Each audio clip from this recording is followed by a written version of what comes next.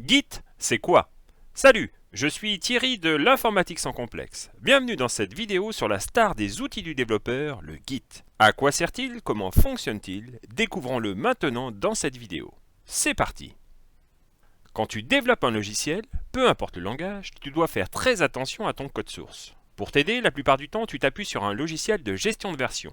Le plus utilisé dans le monde du développement, c'est Git. C'est un logiciel qui permet de garder chaque modification que tu apportes à un fichier source. Ainsi, chacun sait en permanence tout ce qui a été modifié sur un fichier pour en suivre l'évolution. Autre avantage de ce logiciel, il permet de travailler plus simplement en équipe. En effet, les projets logiciels sont souvent développés par des équipes plus ou moins grandes. Git simplifie le travail à plusieurs sur un même fichier en offrant des fonctionnalités de fusion des modifications. Git a été développé à la base par Linus Torvalds, le créateur de Linux, justement pour développer le noyau Linux. Il est open source et utilisable librement. Dans cette vidéo, nous allons voir quelques cas pratiques de l'utilisation de Git. Mais avant, n'oublie pas de t'abonner à la chaîne et d'activer les notifications pour ne rater aucune vidéo. Et clique sur le pouce pour m'encourager. Jusque-là, beaucoup d'outils de gestion de version étaient centralisés. C'est-à-dire qu'un seul serveur central détenait toute l'information. Chaque développeur avait donc une copie de travail sur son poste.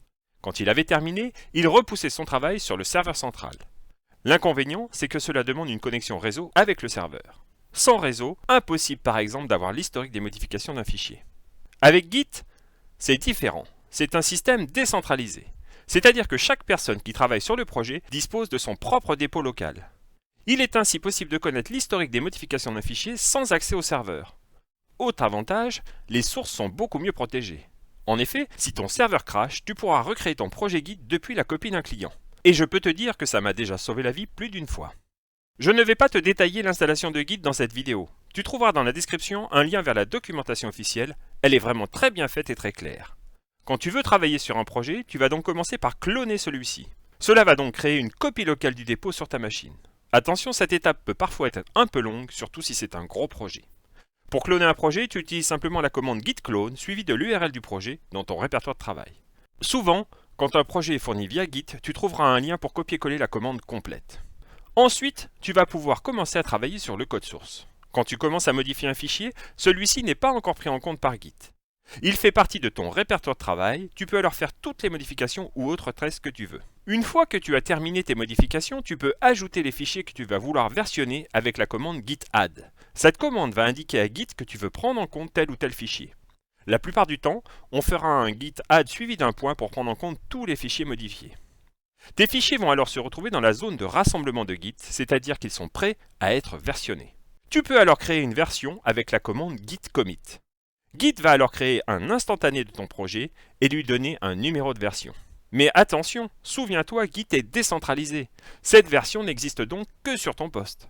Pour pousser cette nouvelle version vers le serveur, tu utilises la commande git push.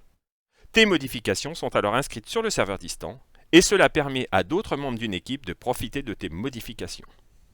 Quand on travaille sur un projet de développement, il n'est pas rare de devoir corriger des bugs sur les versions en production. Et souvent, la version sur laquelle tu es en train de travailler est la prochaine version. C'est là que Git est très pratique grâce aux branches. Dans Git, la branche principale s'appelle la branche master. C'est la branche sur laquelle tu vas travailler par défaut.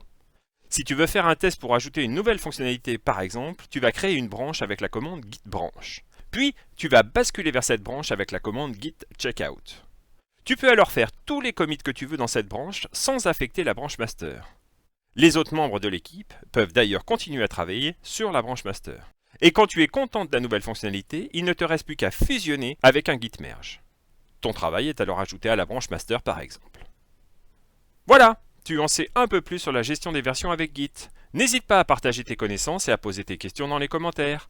Et à très vite pour une nouvelle vidéo sur une question informatique en moins de 3 minutes.